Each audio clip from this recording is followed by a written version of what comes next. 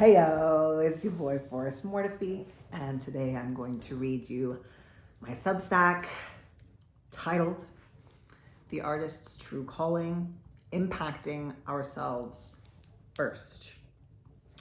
This is about dying empty, this is about dying full, and this is about the real reason that I make art. And the search for my why. Lately, I've been grappling with my why as an artist. For the past 6 months, I have stepped away from performing, and for the past 2, I have deleted IG and Twitter off my phone completely. I felt like I was compartmentalizing myself for others' consumption, performing the recommended sequence of presentations I'd been trained to execute as a 21st century singer, but without true clarity around my artistic intentions.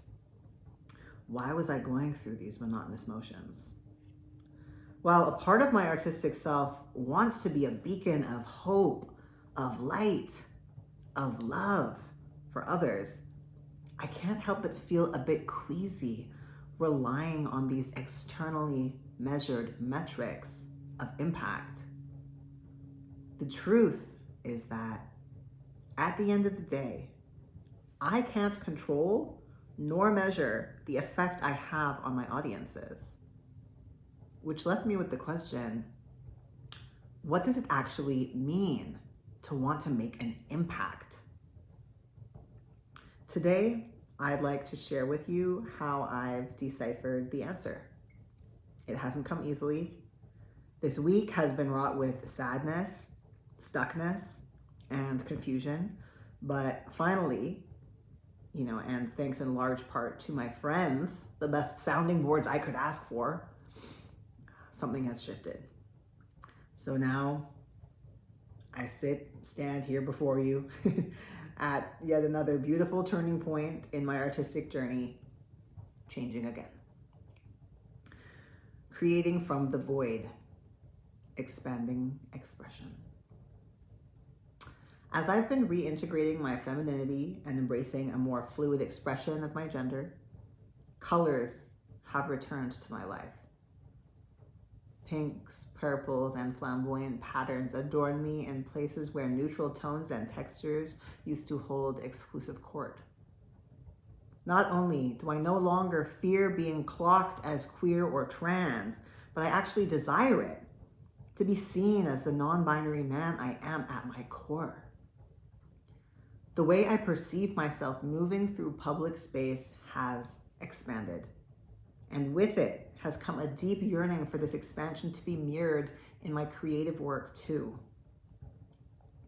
After these many months off from both IRL and URL stages, I've finally broken out of the dull repetition of habit, the drawl of self-imposed expectation I've been playing out for so long.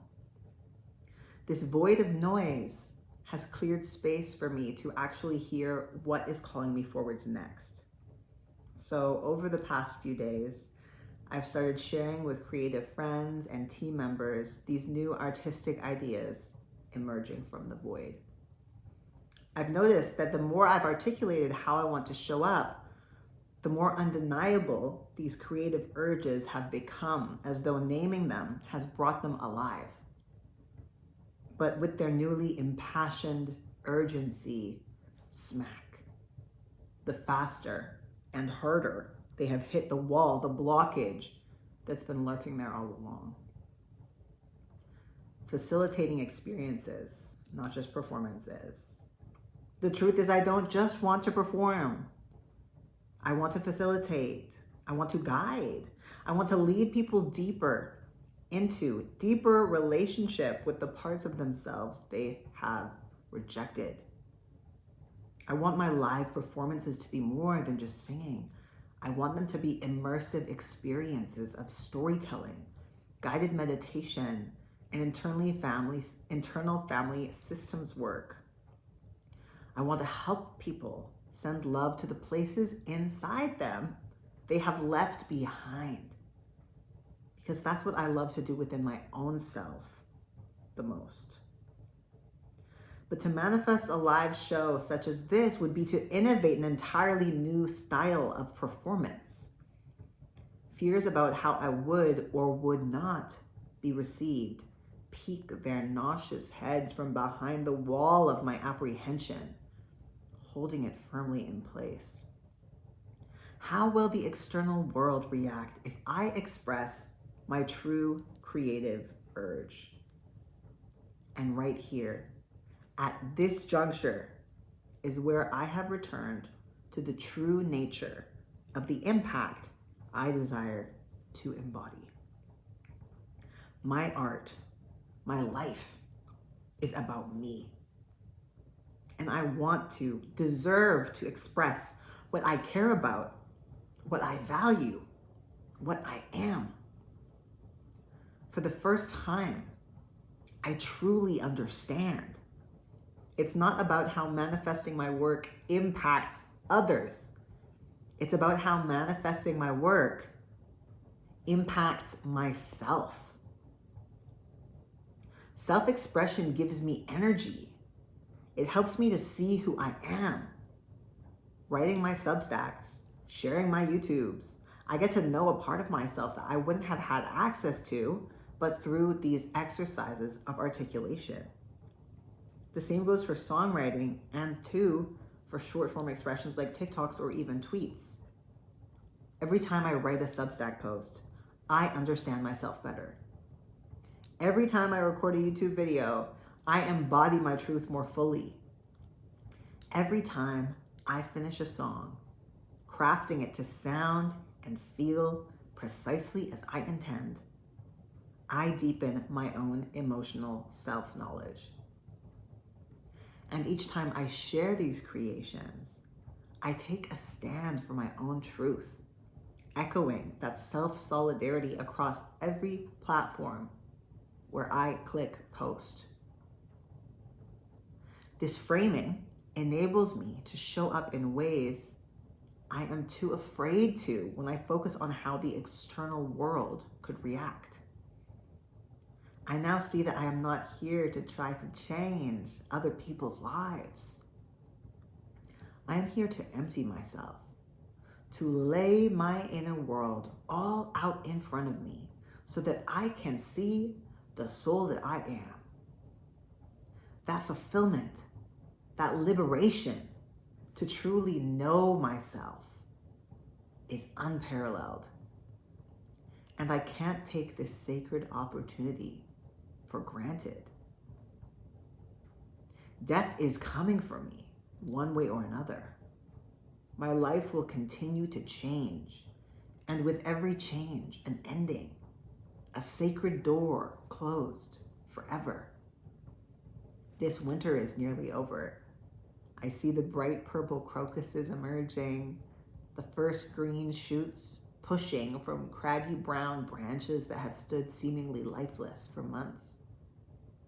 What was once bare is now blooming again.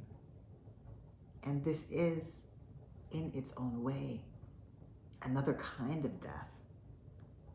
The death of what was, in order to make way for what is destined to be next. Death is coming for me, one way or another. Eventually, my body will die. And when that day comes, I want to die knowing that I embodied my truth wholly and completely. I want to die fulfilled, knowing that my self-expression was not about the effect it had on the world.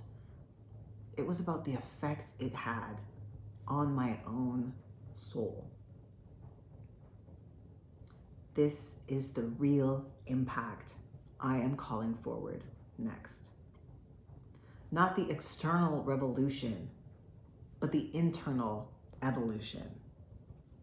The personal transformation that only creating, finishing, and sharing a work of art can facilitate. This is where the audience comes into play.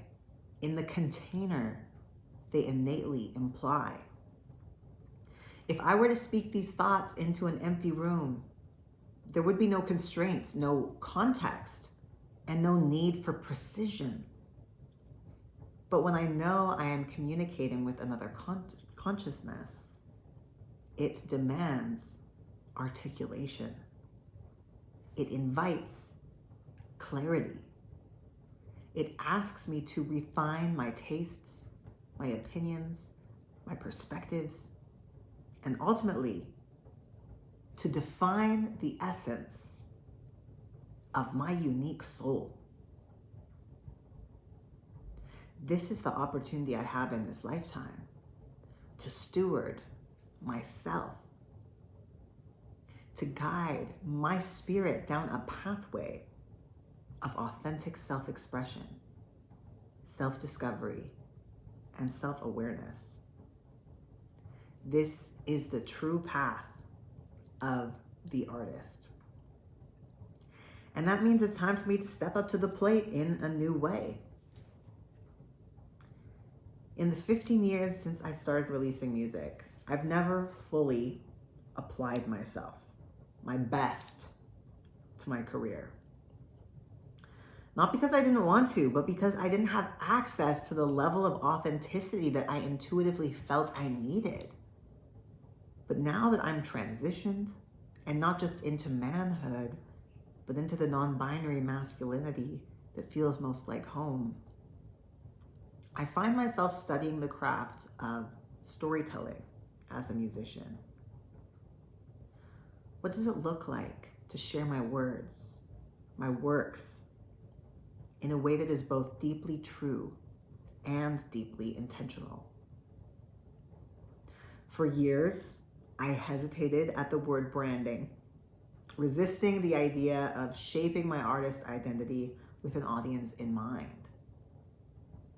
But after watching a particular video on the subject, Linked, I realized that branding at its best is simply the art of being known. Branding at its best is simply the art of being known. The clearer I am about my essence, the easier it becomes to show up fully without dilution or compromise. Indeed, this clarity does not hinder me, it liberates me. In its essence, branding is about doubling down on my true self. Through exploring Carl Jung's 12 main archetypes, I've come to the conclusion that at my core, I'm here to share the hero's journey of my life through the archetypes I naturally embody. The sage, the seeker of wisdom, the one who yearns for a better world, who distills knowledge and shares it. And the everyman, the one who fosters belonging, who connects with others, who relates through transparency and personal vulnerability. This is what I love, polishing the gems of wisdom hidden in my daily trials and tribulations, holding them up to the light, and sharing them with the world. I now realize that centering my creative expression around these truths does not constrain me. It validates, celebrates, and more deeply enables me to be who I already am. And my music, it gets to be the soundtrack to this life story I'm living. Because when all is said and done, I will lay on my deathbed knowing that my life itself was my most comprehensive, intentional, and authentic work of all. I will die knowing that it was never about external impact, but about me creating the most fulfilling impact on my own sweet soul. I deserve to be fully liberated, to write, to sing, and to say what I feel inside. To discover who I am by inviting myself to share over and over again. And so, I invite myself again. Lots of love to you and yours. Thank you for reading. Thank you for listening. Thank you for being with me and receiving me. It has been a joy to share, as always. If you're vibing, I hope you subscribe and stick around. Shoot a like our way. And most importantly, give yourself the love and liberation that you deserve as well. See you next time.